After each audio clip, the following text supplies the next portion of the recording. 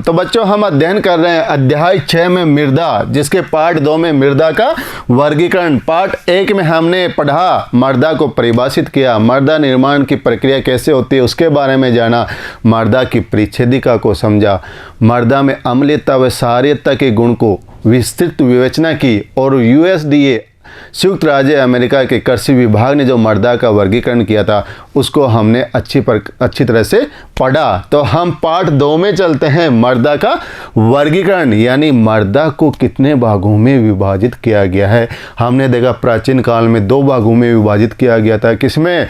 उर्वर व अनुउर्वर, यानी उपजाऊ और अनुपजाऊ के में। फिर उसके बाद में हमने देखा गठन के आधार पे, फिर हमने देखा रंग के आधार पे, और फिर हमने देखा ICAR Indian council of agriculture research के आधार पे। उसके बाद में देखा हमने अंतर्राष्ट्रीय रूप से तुलनात्मक बनाने के लिए USDA United state department of agriculture यानी संयुक्त राज्य अमेरिका के कृषि विभाग ने मृदा का वर्गीकरण किया, उसकी विस्तृत विवेचना की, तुलनात्मक अध्ययन किया और भारत में उन मृदाओं का विस्तार और प्रतिशत को देखा। अब देखते हैं उत्पत्ति, रंग, संयोजन और अवस्थिति के आधार पे भारतीय मृदा को हमने 8 प्रकार से वर्गीकरण किया। कितने प्रकार से? 8 प्रकार से वर्गीकरण। और ICAR Indian council of agriculture research भी भारतीय मृदाओं को 8 प्रकार से वर्गीकरण करता है। तो हम देखते हैं उत्पत्ति, रंग, संयोजन और अवस्थिति के आधार पे कितने प्रकारों में? 8 प्रकारों में वर्गीकरण किया। देखो, जलोढ़ मिट्टी, काली मिट्टी जिसे रेगुड़ मिट्टी भी बोलते हैं, लाल और पीली मिट्टी, लेटेराइट मिट्टी, शुष्क या मरुस्थलीय मिट्टी, लवणीय मिट्टी, पीटमय मृदा और वन मृदा। कितने भागों में? 8 भागों में। जलोढ़, काली, लाल व पीली, शुष्क, लवणीय, पीटमय, वन मृदा और लेटेराइट मृदा। इस प्रकार से हमने 8 प्रकार से भारतीय मृदा का क्या किया? वर्गीकरण किया। अब आगे हम एक एक मृदा को लेके उसकी क्या करेंगे? विस्तार पूर्वक विवेचना करेंगे। देखेंगे जलोढ़ मिट्टी का क्षेत्रफल कहाँ कहाँ है, कि भारत के किन किन राज्यों में पाई जाती है, इसकी विशेषता क्या है, इसके गुण धर्म क्या है, इसमें कौन से तत्वों की प्रधानता होती है, कौन से तत्वों की कमी होती है, कौन सी मिट्टी सबसे उपजाऊ है, कौन सी अनुपजाऊ है। इस प्रकार हम एक एक मिट्टी का लेके सभी 8 मिट्टियों का भारत के संदर्भ में अध्ययन करेंगे। इसको एक बार मैप पे प्लॉटिंग देख लो आप प्यारे बच्चों। एक मैंने आपको ये जो आपको फोटो दिखाई गई है, इसमें सभी मिट्टियों का क्या दिखाया गया है? अलग अलग कलर में इनको प्रदर्शित किया गया है। देखते हैं, पहली है ऊपर पर्वतीय मिट्टी। कौन सी मिट्टी दिखाई गई है? पर्वतीय मिट्टी दिखाई गई है। यानी इस क्षेत्र में कौन सी मिट्टी? पर्वतीय मिट्टी। कहने का मतलब कि जो हमारा हिमालय क्षेत्र है, यानी हिमालय का उत्तरी भाग है, उसमें किस प्रकार की मिट्टी पाई जाती है? पर्वतीय मिट्टी पाई जाती है। इसके बाद में हमने देखा किस प्रकार की? जलोढ़ मिट्टी। यानी ये अधिकतर क्षेत्र में किस मिट्टी का विस्तार दिखाई दे रहा है? भारत के अधिकांश भाग पे कौन सी मिट्टी फैली हुई है? जलोढ़ मिट्टी फैली हुई है। और यही मिट्टी सबसे ज़्यादा क्या है? उपजाऊ है। और भारत के 40% भाग पर इस मिट्टी का विस्तार है। फिर देखते हैं, यह मरुस्थलीय मिट्टी, यानी पश्चिमी राजस्थान में किस मिट्टी का सबसे ज़्यादा विस्तार है? वो है एरिड सॉइल या शुष्क मिट्टी या मरुस्थलीय मिट्टी। कहाँ? पश्चिमी राजस्थान में। फिर देखते हैं कि जो हमारा दक्कन का पठार है, प्रायद्वीपीय पठार है, उसके अधिकांश भाग पे काली मिट्टी का विस्तार है, जिसे रेगुड़ मिट्टी भी बोलते हैं। और इसका अधिकांश जमाव किससे? लावा जनित है। तो ये काली मिट्टी। यानी जो हमारे तटीय क्षेत्र है, पश्चिमी तट और पूर्वी तट, उन क्षेत्रों में किस प्रकार की मिट्टी? लेटेराइट मिट्टी पाई जाती है। जो हमारा अधिकतर भाग है प्रायद्वीप पठार का, उसमें लाल मिट्टी। और इसके कुछ डेल्टाई भाग में कौन सी? दलदली युक्त मिट्टी पाई जाती है। तो ये हुई हमारी मिट्टियों की मैप पे प्लॉटिंग। अब पहले देखते हैं कौन सी, जलोढ़ मिट्टी। ये मृदा हैं देश के कुल क्षेत्रफल के 40% भाग को ढके हुए हैं। कितने प्रतिशत भाग को ढकी हुई है? 40% भाग को ढकी हुई है। ये निक्षेपण मृदाएं हैं। निक्षेपण मृदाओं का मतलब यह है कि हमारे हिमालय के उत्तरी भाग से, ये हिमालय का कौन सा है? उत्तरी भाग है। इस उत्तरी भाग पे क्या है? पर्वत चोटियां हैं। इन पर्वत चोटियों से जब नदियां नीचे की ओर आती है तो यहाँ पे अपनी मिट्टी का क्या कर देती है? जमाव कर देती है। क्योंकि जब नदियां ऊपर से पर्वतीय या पहाड़ी क्षेत्र से आती है तो अपने साथ सिल्ट, गाद, अवसाद, कंकड़ पत्थर साथ लेके आती है। उनका अपने जो तराई क्षेत्र है उस तराई क्षेत्र में, ये मैदानी क्षेत्र में क्या कर देती है? निक्षेप कर देती है। इसलिए ये मृदाएं किस नाम से भी जानी जाती है? निक्षेपण मृदाओं के नाम से भी जानी जाती है, जिन्हें नदियों और सरिताओं ने वाहित तथा निक्षेपित किया गया है। अब ये देखो कहाँ कहाँ, ये आपको एक इंडिया का मानचित्र दिखाया गया है। इस इंडिया के मानचित्र में केवल और केवल किस प्रकार की मृदाएं आपको दिखाई गई? इसमें केवल जलोढ़ मिट्टी को दिखाई दिया गया। आप मानचित्र पे देखोगे कि ये एरिया किसका क्षेत्र है? जलोढ़ मिट्टी का क्षेत्र है। यानी उत्तरी मैदान सिंधु, गंगा व ब्रह्मपुत्र का मैदान, सिंधु का मैदान, गंगा का मैदान और ये ब्रह्मपुत्र का मैदान, वह नदी गाठियों के विस्तृत भागों में पाई जाती है। राजस्थान के एक संकीर्ण गलियारे से होती हुई, ये राजस्थान का भाग, इस राजस्थान के एक संकीर्ण गलियारे से होती हुई गुजरात के मैदान तक ये मिट्टियों का फैलाव है, जमाव है। कहाँ तक फैली हुई है? ये यहाँ गुजरात तक फैली हुई है, राजस्थान के एक संकीर्ण गलियारे से होते हुए। प्रायद्वीपीय प्रदेश में पूर्वी तट की नदियों के डेल्टाई और नदियों की गाठियों में पाई जाती है। यानी ये पूर्वी तट का जो डेल्टाई क्षेत्र, कौन सा? गंगा और ब्रह्मपुत्र का डेल्टाई क्षेत्र, ये है गोदावरी का डेल्टाई क्षेत्र, ये कृष्णा और कावेरी का डेल्टाई भागों में भी ये मिट्टियों का विस्तार पाया जाता है। गठन में बलुई दोमट से चिकनी मिट्टी की प्रकृति होती है। गठन के आधार पे किस प्रकार की होती है? हमने देखा पीछे गठन के आधार पे और रंग के आधार पे। गठन पे हमने देखा था ग्रेवल, सैंड, सिल्ट और क्ले, और रंग के आधार पे हमने अलग अलग रंग का देखा था। तो किस प्रकार की? बलुई दोमट से चिकनी मिट्टी की प्रकृति होती है। इन मिट्टियों में पोटास की मात्रा अधिक होती है और फास्फोरस कम मात्रा में पाया जाता है। ये दो प्रकार की होती है, खादर और बांगड़। ये देखो खादर और बांगड़ किसे कहते हैं? मैंने एक यहाँ पे आपको एक इमेज लगाई है। इस इमेज में देखो ये क्या है? हिमालय पर्वत है। क्या है? हिमालय पर्वत है। इस हिमालय पर्वत से क्या किसका उद्गम होता है? नदियों का उद्गम होता है। आपने देखा कि अधिकतर जो हिमालय नदियां हैं कहाँ से निकलती है? पर्वतीय क्षेत्रों से निकलती है। यहाँ से ये नदी क्या हो रही है? बहकर नीचे आ रही है। जब इस जगह पे नदी आएगी तो यहाँ पे गिरिपथ, यानी किसी भी पर्वत या पहाड़ी के निचले हिस्से को हम क्या बोलते हैं? गिरिपथ। इस क्षेत्र में आती है तो यहाँ पे कंकड़ और पत्थरों की क्या होती है?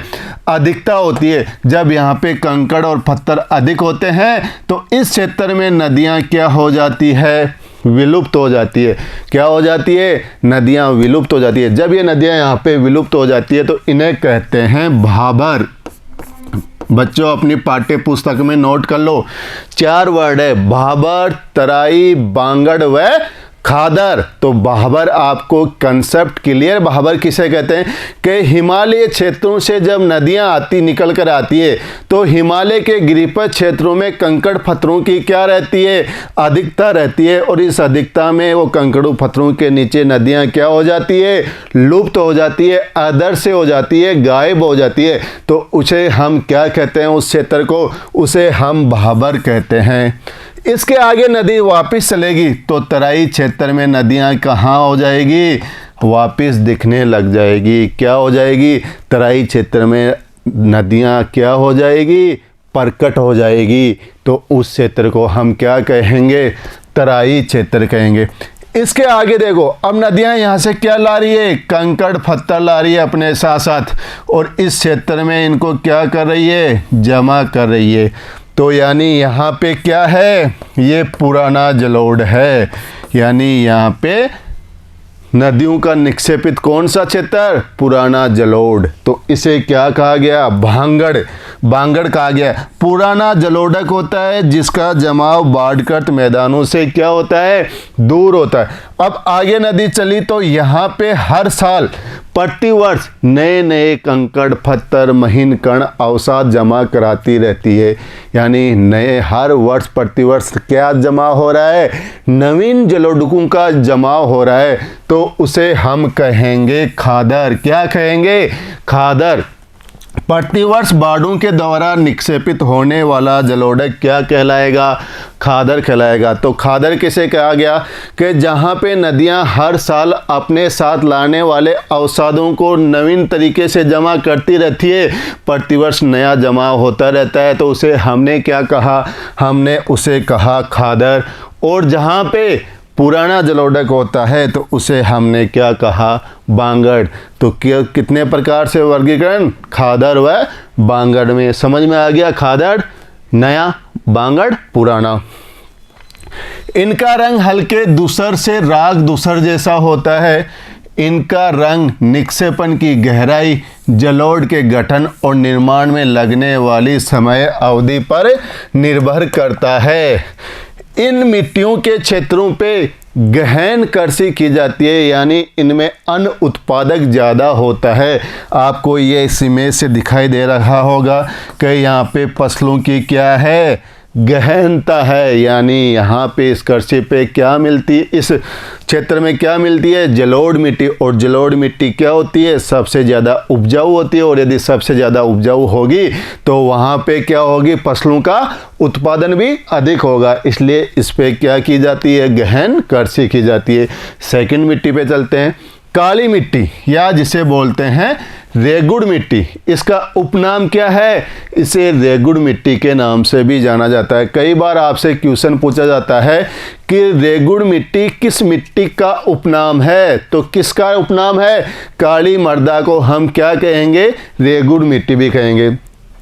इसका क्षेत्र देखो, दक्कन का पठार, ये देखो आप, ये भारत के मैप पे जो जो आपको ब्लैक कलर में दिख रहा है, यहाँ पे किस प्रकार की मिट्टी पाई जाएगी, यहाँ पे किस प्रकार की मिट्टी, ब्लैक सोहिल, काली मिट्टी पाई जाएगी। यानी हमें ब्लैक रंग में यहाँ पे दिखाया गया है। आपको एक भारत की इमेज लगा के ओनली और ओनली केवल किसके, काली मिट्टी का क्षेत्र दिखाया गया। आप भी अपने मानचित्र में इसको क्या कर लो, प्लॉटिंग कर लो। जब आप पढ़ोगे या एग्जाम में अपने उत्तर लिखोगे तो आपने बनाया इंडिया का मैप और ये क्षेत्र दिखा दिया, तो आपका आंसर काबिल तारीफ होगा। इस प्रकार से बनाने की आप क्या करें, कोशिश करें। देखते हैं इसका क्षेत्र। दक्कन का पठार यानी महाराष्ट्र का कुछ भाग, राजस्थान, गुजरात, दक्षिणी मध्य प्रदेश। दक्कन का पठार का ये भाग महाराष्ट्र, फिर ये राजस्थान का भाग आ गया, ये गुजरात का भाग आ गया, और ये मध्य प्रदेश का भाग आ गया। कर्नाटक, आंध्र प्रदेश का उत्तरी भाग, कर्नाटक और आंध्र प्रदेश का उत्तरी भाग,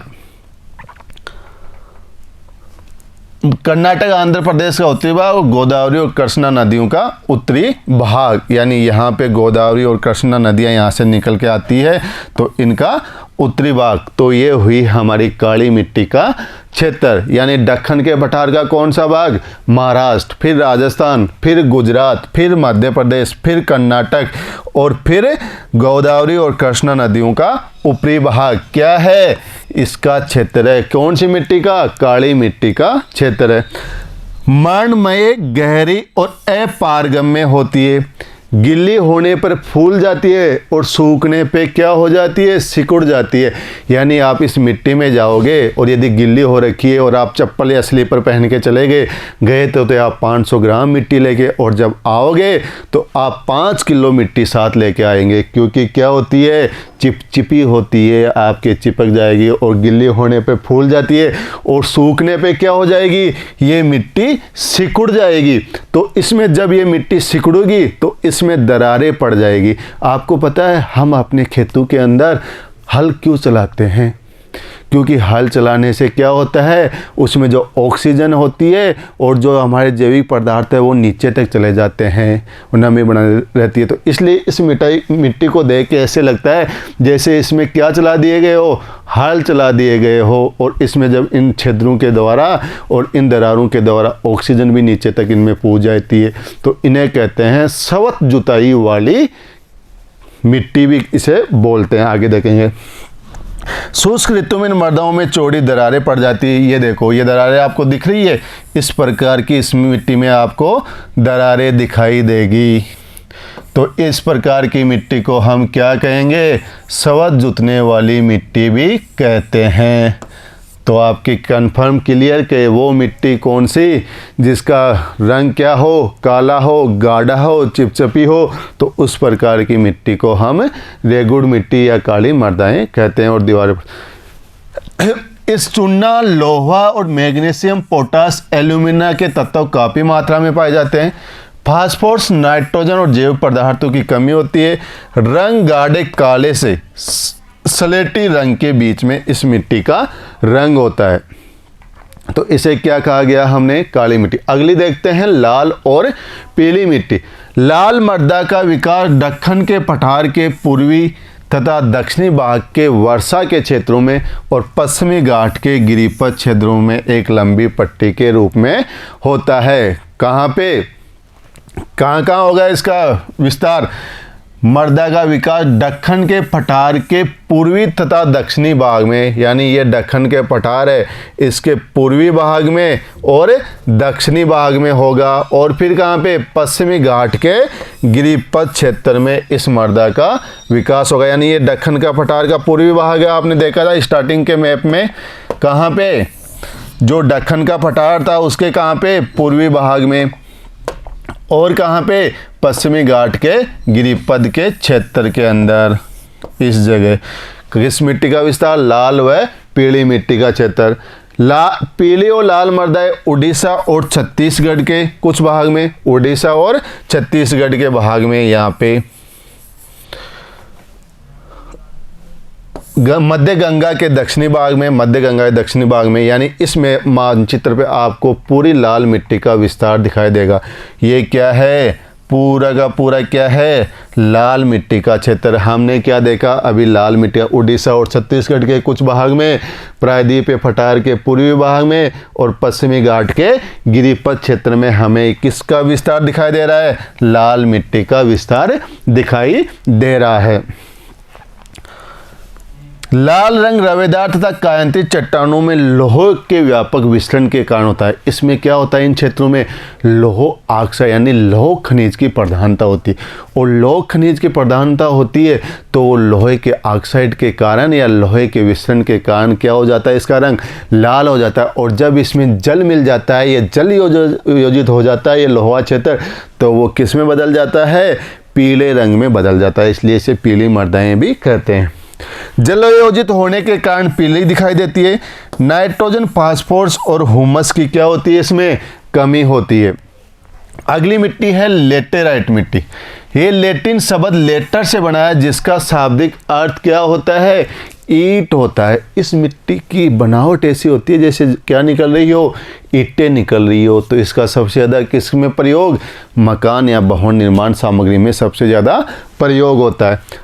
ये उन क्षेत्रों में पाई जाएगी जहाँ पे क्या होगा?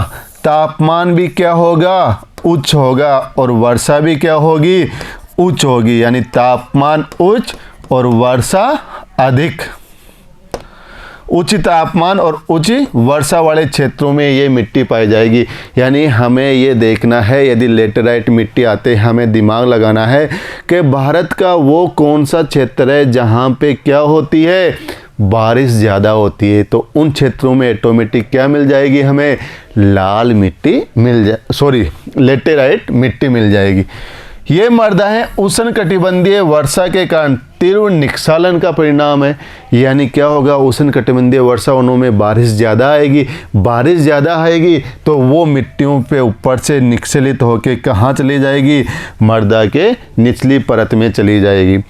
इनमें जैव प्रधान नाइट्रोजन, फास्फोरस और कैल्शियम की कमी होती है और लौह ऑक्साइड और पोटास की क्या होती है, अधिकता होती है। क्योंकि जो नाइट्रोजन, फास्फोरस और कैल्शियम जो तत्व है वो क्या हो जाते हैं, बारिश में क्या हो जाते हैं, नीचे की ओर चले जाते हैं, मगर जो लौह ऑक्साइड और पोटास के जो खनिज होते हैं वो ऊपरी सतह पे ही रह जाते हैं। तो इस लेटेराइट मिट्टी में लौह ऑक्साइड और पोटास की अधिकता होती है और ये है क्या है आपकी लेटेराइट मिट्टी। ये देखो कहाँ कहाँ पाई जाएगी लेटेराइट मिट्टी का क्षेत्र। इस लेटेराइट मिट्टी का क्षेत्र कर्नाटक, केरल, तमिलनाडु, मध्य प्रदेश, उड़ीसा और असम के पहाड़ी क्षेत्रों में। कर्नाटक, तमिलनाडु, मध्य प्रदेश, उड़ीसा, असम का पहाड़ी क्षेत्र और कर्नाटक, केरल, तमिलनाडु, इन क्षेत्रों में ये क्या है, मृदा का विस्तार पाया जाता है। किस प्रकार की मृदा का, लेटेराइट मृदा का विस्तार पाया जाता है। ये देखो कुछ भाग पश्चिमी तट के पास में, क्योंकि यहाँ भी क्या है, पश्चिमी घाट में यहाँ से मानसून उठता है और क्या होती है, बारिश ज़्यादा होती है। तो यहाँ भी क्या है, ज़्यादा मानसून बारिश होएगी इस क्षेत्र में। यहाँ से मानसून उठ के इस क्षेत्र में जाएगा तो यहाँ भी क्या होगी, बारिश ज़्यादा होगी, यहाँ भी बारिश ज़्यादा होगी और दक्षिणी पूर्वी राजस्थान में भी बारिश ज़्यादा होती है। तो इन क्षेत्रों में कौन सी मिट्टी का विस्तार पाया जाएगा, लेटेराइट विस्तार पाया जाएगा। यानी इस मानचित्र में जहाँ जहाँ आपको रेड कलर के प्लॉटिंग की हुई है उन क्षेत्रों में किस मिट्टी का विस्तार है, लेटेराइट मिट्टी का विस्तार है। तमिलनाडु, आंध्र प्रदेश और केरल में काजू जैसी फसलों के लिए इस मिट्टी की क्या है, उपयोगिता है। कैसे क्षेत्रों में, तमिलनाडु, आंध्र प्रदेश और केरल में क्या की जाती है, तमिलनाडु, आंध्र प्रदेश और केरल में काजू की खेती की जाती है। मकान बनाने के लिए इस मिट्टी का प्रयोग किया जाता है। ये आपने देख लिया कहाँ कहाँ, कर्नाटक, केरल, तमिलनाडु, मध्य प्रदेश, उड़ीसा और असम के क्षेत्रों के अंतर्गत। अगला देखते हैं शुष्क मिट्टी यानी एरिड सोइल। ये संरचना बलुई से प्रकृति से लवणीय होती है। इसका रंग लाल से लेके किशमिशी तक होता है। यहाँ पे शुष्क जलवायु, उच्च तापमान और तीव्र गति से वाष्पीकरण के कारण इन मृदाओं में नमी और हुमस की क्या होती है, कमी होती है। क्या होएगा, यानी ऑलरेडी वहाँ पे क्या है, जलवायु क्या है, शुष्क है, तापमान क्या है, अधिक है और तीव्र गति से उसमें क्या हो रहा है, वाष्पीकरण तीव्र गति से क्यों हो रहा है, क्योंकि वहाँ पे टेम्परेचर क्या है, ऑलरेडी ज़्यादा है। तो टेम्परेचर ज़्यादा है तो जो भी उनको थोड़ा बहुत मृदा के अंदर नमी है वो क्या हो जाएगी, वाष्पीकरण के द्वारा ऊपर चली जाएगी। तो इसलिए इन मृदाओं में नमी और हुमस की क्या होती है, कमी होती है। नाइट्रोजन अपर्याप्त होता है, फास्फोरस सामान्य होता है। ये मृदाएं अनु उर्वर होती है यानी अन उपजाऊ होती है। ये मृदाएं शुष्क स्थलाकृति वाले पश्चिमी राजस्थान में विकसित होती है। ये देखो डायग्राम, राजस्थान के भी किस हिस्से में, पश्चिमी राजस्थान में इस मिट्टी का विस्तार पाया जाता है। यानी इस क्षेत्र में कौन सी मृदा मिलेगी आपको, शुष्क मिट्टी या एरिड सोहिल इस क्षेत्र के अंदर यानी पश्चिमी राजस्थान के अंदर। अगली है लवण मृदाएं या ऊसर मृदाएं, यानी इन लवणीय मिट्टी को ही क्या कहा गया है, ऊसर मृदाओं के नाम से जाना जाता है। ऊसर का अर्थ यदि हिंदी में हम देखें तो क्या होता है, ऊसर का अर्थ हिंदी में होता है बांझ, और बांझ का मतलब होता है यानी वो क्षेत्र जिसमें क्या नहीं हो, कुछ भी उत्पादन नहीं हो, तो उसे हम क्या कहेंगे, ऊसर मृदाएं या लवण मृदाएं। सोडियम, पोटेशियम, मैग्नीशियम ये यानी लवणीय क्या है, खनिज तत्व है। तो इनकी तो क्या होगी, अधिकता होगी। आप ऑलरेडी अंडरस्टूड हो कि जिन तत्वों में सोडियम, पोटेशियम, मैग्नीशियम में क्या हो, लवणों की अधिकता हो, तो इनमें ये क्या पाई जाएगी, इस मिट्टी में इनकी अधिकता पाई जाएगी। अनु उर्वर मृदा होगी ये भी। शुष्क जलवायु और खराब अफवाह के कारण इनमें लवणों की मात्रा क्या होती है, बढ़ती जाती है। संरचना बलुई से लेके दुमटी तक होती है। शुष्क अर्ध शुष्क और जल आक्रांत क्षेत्रों और अनूपों में ये पाई जाएगी। यानी शुष्क क्षेत्रों में कहाँ? पश्चिमी राजस्थान में। अर्ध शुष्क में। जल आक्रांत का मतलब होता है वाटर लॉगिंग एरिया, जहाँ पे क्या हो, जल हमेशा भरा हुआ रहता हो, तो उनमें कहाँ कैसी मृदा? लवण मृदा। यानी हम डेल्टाई क्षेत्रों में देखते हैं या कच्छ के रण में देखते हैं या सांबर झील में देखते हैं, वहाँ पे हमेशा क्या रहता है? वाटर लॉगिंग रहता है। तो वहाँ पे किस प्रकार की मिट्टी? लवण मृदाएँ मिट्टी पाई जाती है। यानी इसमें देखो इस प्रकार का जो बॉक्स है आपका, यानी एक टेढ़ी लाइनें खींची हुई है और बीच में क्या कर रखा है? डॉट डॉट दे रखा है। उन क्षेत्रों में ये क्या पाई जाएगी? ये मृदा पाई जाएगी। देखो कुछ क्षेत्र यहाँ पे हैं, कुछ कहाँ पे हैं? इस जगह पे हैं कुछ क्षेत्र, कुछ जगह कहाँ पे हैं? इस जगह पे हैं। तो यहाँ पे किस प्रकार की मिट्टी पाई जाएगी? लवण मिट्टी पाई जाएगी। पश्चिमी गुजरात, देखो पूर्वी तट के डेल्टाई क्षेत्र, ये पश्चिमी गुजरात हो गया। पूर्वी तट के डेल्टाई क्षेत्र, ये डेल्टा होगा गंगा ब्रह्मपुत्र का, ये गोदावरी का, ये कृष्णा का, ये कावेरी का। यानी पूर्वी तट पे जो भी नदियां डेल्टा बनाती है, चाहे वो गंगा हो, गोदावरी हो, कृष्णा हो या कावेरी नदी हो, इनके डेल्टाई क्षेत्रों में। कच्छ के रण में दक्षिणी पश्चिमी और पश्चिम बंगाल के सुंदरवन हो गया। पश्चिमी कच्छ के रण में दक्षिणी पश्चिमी मानसून के साथ नमक के कण आ जाते हैं। कहाँ पे? यहाँ पे कच्छ के रण में इसमें क्या आ जाते हैं? नमक के कण आ जाते हैं। तो यहाँ पे क्या हो जाएगी? कौन सी मिट्टी? लवण मिट्टी। नमक के कण कैसे आते हैं कि ये आपका क्षेत्र है और इस क्षेत्र में क्या होगी? एक क्रिया होती है कैपिलरी एक्शन, केशिका क्रिया बोलते हैं, जिसमें जल में क्या होता है? ऊपर की ओर चढ़ता है। जैसे मान लो आपके किन क्षेत्रों में केशिका क्रिया होएगी? जहाँ लवणीय क्षेत्रों में। और यदि आप उदाहरण दे सकते हो तो एक दीपक में ऊपर की ओर तेल चढ़ना क्या हो? कैपिलरी एक्शन है। लालटेन के अंदर नीचे से तेल का ऊपर की ओर चढ़ना।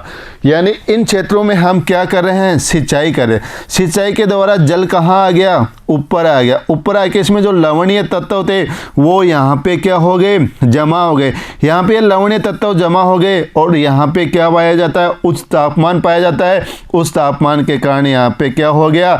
वाष्पीकरण हो गया। तो वाष्पीकरण होने से इन क्षेत्रों में जो लवणीय तत्व थे, नाइट्रोजन, मैग्नीशियम और पोटेशियम, वो ऊपरी सतह पे रह गए। तो ये पूरा का पूरा क्षेत्र क्या हो गया? लवणीय हो गया। तो इसको कहते हैं लवणीय क्षेत्र या कैपिलरी एक्शन। अत्यधिक नाइट्रोजन और चूने की कमी होगी।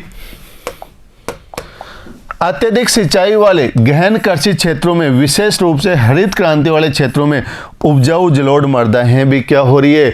लवणीय हो रही है। क्योंकि वहाँ पे क्या हो रहा है? वाटर लॉगिंग हो रहा है। यानी जल क्या हो रहा है? ऊपर की ओर आ रहा है और इस क्षेत्र में क्या हो रहा है? जमा हो रहा है। हर प्रतिवर्ष क्या होता जाता है? ये क्षेत्र क्या होता जाता है? जल आक्रांत होता जाता है और यहाँ पे जो नाइट्रोजन, पोटेशियम और मैग्नीशियम के कण वो जमा होते जाते हैं, वाष्पीकरण से ऊपर उठ जाते हैं और ये क्षेत्रों में क्या हो जाता है?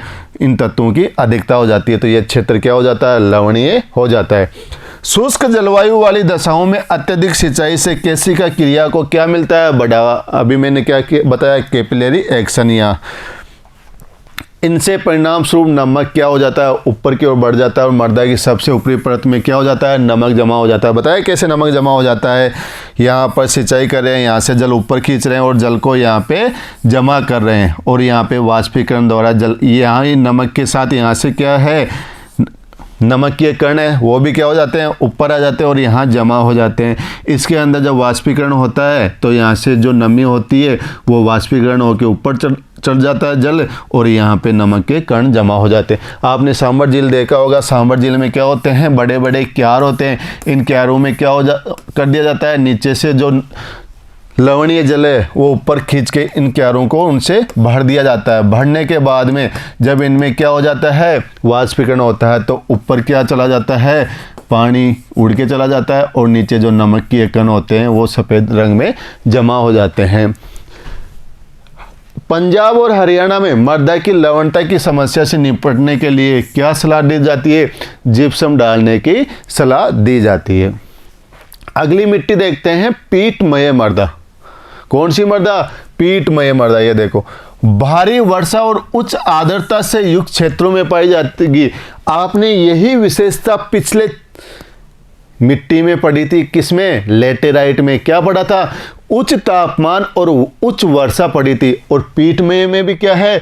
भारी वर्षा और उच्च आर्द्रता से युक्त क्षेत्रों में यह पाई जाएगी। हुमस और पर्याप्त मात्रा में जैव पदार्थ पाए जाएंगे। गाढ़े और काले रंग की इस प्रकार की ये मिट्टी होएगी। प्रकृति होएगी इसकी क्षारीय होएगी। आपने पढ़ा था अम्लीय मिट्टी और क्षारीय मिट्टी, जिसका पीएच मान 7 से अधिक हो तो किस प्रकार की मिट्टी? क्षारीय मिट्टी होगी। बिहार के उत्तरी भाग, उत्तरांचल का दक्षिण भाग, पश्चिम बंगाल का तटीय क्षेत्र, उड़ीसा और तमिलनाडु में इस प्रकार की मिट्टी पाई जाएगी। कहाँ कहाँ पे? इस बिहार के इस उत्तरी भाग के अंदर, उत्तरांचल के इस दक्षिणी भाग के अंदर, पश्चिमी बंगाल के तटीय क्षेत्र उड़ीसा और तमिलनाडु। पश्चिम बंगाल का कौन सा तटीय क्षेत्र? यहाँ पे। तमिलनाडु और उड़ीसा का क्षेत्र, तटीय क्षेत्र, यहाँ कौन सी मिट्टी? पीटमय मिट्टी पाई जाएगी।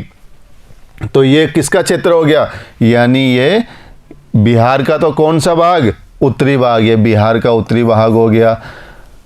उत्तराखंड का दक्षिणी भाग, पश्चिमी बंगाल का तटीय क्षेत्र, पश्चिमी बंगाल का ये तटीय क्षेत्र, कुछ उड़ीसा का भाग और कुछ तमिलनाडु का भाग। इस क्षेत्र में किस प्रकार की मिट्टी? पीटमय मृदा पाई जाएगी। अगली है वन मृदाएं, यानी फॉरेस्ट सोइल। यानी यह जो हमारा हिमालय पर्वत आपको दिखाई दे रहा है, इस क्षेत्र में किस प्रकार की मृदा पाई जाएगी? किस प्रकार की मृदा पाई जाएगी? वन मृदा पाई जाती है। ये भी किसमें? पर्याप्त वर्षा वाले वन क्षेत्रों में बनती है। इन मृदाओं का निर्माण पर्वतीय पर्यावरण में होता है। हिमालय के हिम आच्छादित क्षेत्रों में इन मृदाओं का अनाच्छादन होता रहता है। अनाच्छादन, डेनुडेशन। अनाच्छादन का मतलब जिसमें अपक्षय और अपर्दन क्या हो? शामिल हो। वेदरिंग और इरोजन दोनों क्या हो? शामिल हो। तो उसको हम क्या कहेंगे?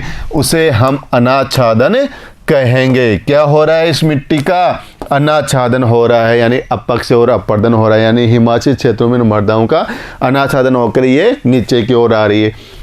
यह अम्लीय और कम हुमस वाली मिट्टी होती है। निचली गाठी में पाई जाने वाली ये मृदाएं क्या हो जाएगी? उर्वर होती है। निचली गाठी में क्यों होगी उर्वर? क्योंकि ऊपर से अवसाद अपने साथ जमा लाएगी और यहाँ पे जमा कर देगी। तो इन क्षेत्रों में ये क्या हो जाएगी? थोड़ी उर्वर हो जाएगी। तो ये हुई हमारी मिट्टियों का वर्गीकरण। हमने इसमें देखा जलोढ़ मिट्टी, काली मिट्टी, लाल व पीली मिट्टी, शुष्क मिट्टी, लेटेराइट मिट्टी, पीटमय मिट्टी, वन मिट्टी।